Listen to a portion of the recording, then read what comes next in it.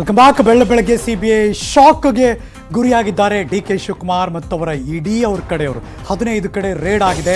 ಬರೀ ಬೆಂಗಳೂರು ಕನಕಪುರದ ಭಾಗ ಮಾತ್ರ ಅಲ್ಲ, ಹಾಸನದಿಂದ ಬರ್ತಿರುವಂತಹ ಬ್ರೇಕಿಂಗ್ ನ್ಯೂಸ್ ನೋಡಿ.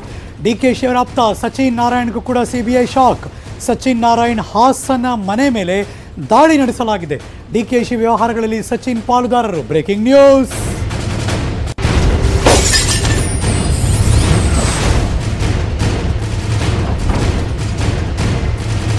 ಹಾಸನದ BM ರಸ್ತೆಯಲ್ಲಿದೆ ಅವರ ಮನೆ.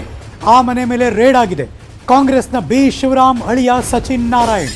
ಮಹತ್ವದ ದಾಖಲೆಗಳನ್ನು ಸಿಬಿಐನವರು ಅಲ್ಲಿ ಪರಿಶೀಲನೆ ಮಾಡ್ತಿದ್ದಾರೆ ಅನ್ನೋದು ಈ ಕ್ಷಣ ಸಿಗ್ತಿರುವಂತಹ ಮಾಹಿತಿ. ಎಡಭಾಗದಲ್ಲಿ ಹಾಸನದ BM ರಸ್ತೆಯಲ್ಲಿರುವಂತಹ ಸಚಿನ್ ನಾರಾಯಣ್, ಕಾಂಗ್ರೆಸ್ನ ಬಿ ಶಿವರಾಮ್ ಅವರ ಅಳಿಯ ಸಚಿನ್ ನಾರಾಯಣ್ ಅವರ ಅಫ್ಕೋರ್ಸ್ ಅವರು ಮತ್ತು ಡಿ.ಕೆ. ಶಿವಕುಮಾರ್ ಅವರು ವ್ಯವಹಾರಗಳಲ್ಲಿ ಪಾಲುದಾರರು. ಹಾಗಾಗಿ ಅಲ್ಲೂ ಕೂಡ ಡೆವಲಪ್ಮೆಂಟ್ಸ್ ನಡೀತಾ ಇದೆ.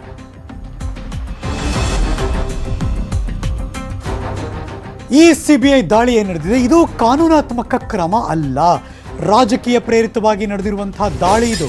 ಕೆಪಿಸಿಸಿ ಕಾನೂನು ಸಲಹೆಗಾರ ಪೊನ್ನಣ್ಣ ಹೇಳಿಕೆ ಕೊಟ್ಟಿದ್ದಾರೆ. Breaking news.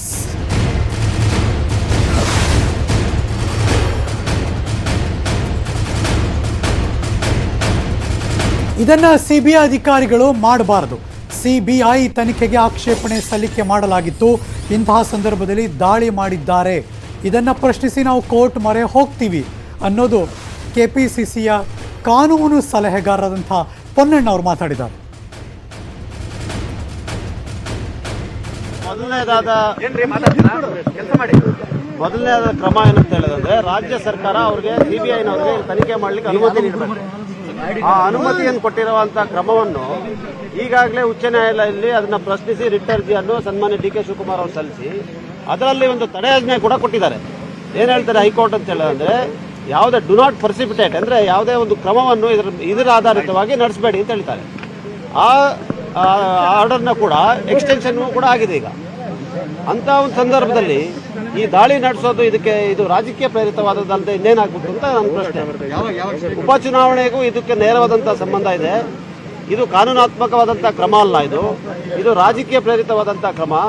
ರಾಜಕೀಯ ಒತ್ತಡಕ್ಕೆ ಮಣಿದು ಸಿಬಿಐನವರು ಈ ಕ್ರಮವನ್ನು ಜರುಗಿಸಿದ್ದಾರೆ. ಇದು ಖಂಡನೀಯ.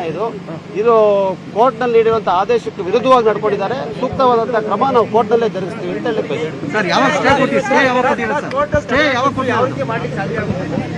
ಮಾಡ್ಲಿಕ್ಕಾಗಲ್ಲ. ನಮ್ಗೆ ಆಶ್ಚರ್ಯ ಆಗ್ತಾ ಇದೆ. ಈಗ ನಾನು 24-25 ವರ್ಷ ಹೈಕೋರ್ಟ್ನಲ್ಲಿ ನಾನು ಪ್ರಾಕ್ಟೀಸ್ ಮಾಡ್ತಾ ಇರೋ ನಾನೊಬ್ಬ ಹಿರಿಯ ವಕೀಲ.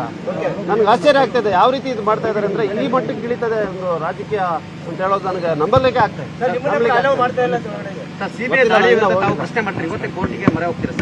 ಹೌದು, ಈಗ ಕೋರ್ಟ್ನಲ್ಲಿ ಇರುವಂತಹ ತಡೆಯಾಜ್ಞೆಯ ಅರ್ಥ ಏನು?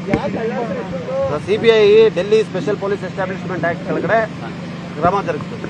ಅದರಲ್ಲಿ ಮುಖ್ಯವಾದಂಥದ್ದು ಏನಂತ ಹೇಳಿದ್ರೆ, ಒಂದು ರಾಜ್ಯದೊಳಗಡೆ ಅವ್ರು ಪ್ರವೇಶ ಮಾಡಿ ತನಿಖೆ ನಡೆಸಬೇಕಂದ್ರೆ ರಾಜ್ಯ ಸರ್ಕಾರ ಅನುಮತಿಯನ್ನು ಕೊಡಬೇಕು. ಆ ಅನುಮತಿಯನ್ನು ಕೊಟ್ಟಿರೋದನ್ನ ಡಿ.ಕೆ. ಶಿವಕುಮಾರ್ ಅವರು ಪ್ರಶ್ನೆ ಮಾಡಿದ್ದಾರೆ.